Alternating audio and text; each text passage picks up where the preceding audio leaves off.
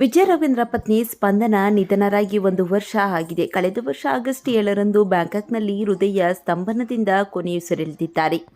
ವಿಜಯ ರವೀಂದ್ರ ಪತ್ನಿ ನೆನಪಿನಲ್ಲಿಯೇ ಇದ್ದಾರೆ. ಒಂದು ಕ್ಷಣವೂ ಸ್ಪಂದನ ಅವರನ್ನ ಮರೆತಿಲ್ಲ. 16 ವರ್ಷ ಜೀವನ ಸಾಗಿಸಿದ ವಿಜಯ ರವೀಂದ್ರ ಪತ್ನಿಯನ್ನ ಸದಾ ನೆನಪಿಸಿಕೊಳ್ಳುತ್ತಲೇ ಇರುತ್ತಾರೆ.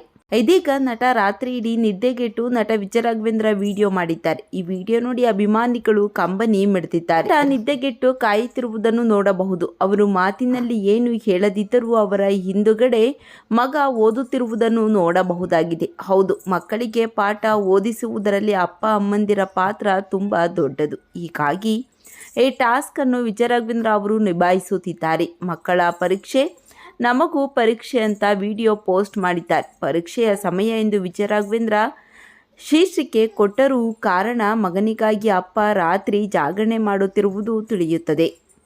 ನಾ ಕಂಡ ಅದ್ಭುತ ಫ್ಯಾಮಿಲಿ ಸರ್ ನಿಮ್ಮದು. ನಿಮ್ಮನ್ನ ನೋಡಿದ್ರೆ ಖುಷಿಯಾಗುತ್ತೆ ಎಂದು ಕೆಲವರು ಕಾಮೆಂಟ್ ಮಾಡುತ್ತಿದ್ದಾರೆ.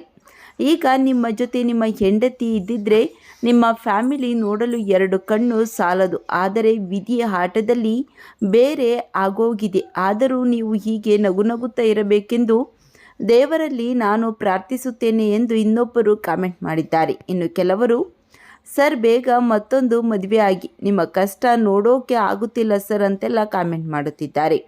ವಿಜಯ ರಾಘವೇಂದ್ರ 2ನೇ ಮದುವೆ ಆಗ್ತಾರಾ? ಕಾದು ನೋಡಬೇಕು.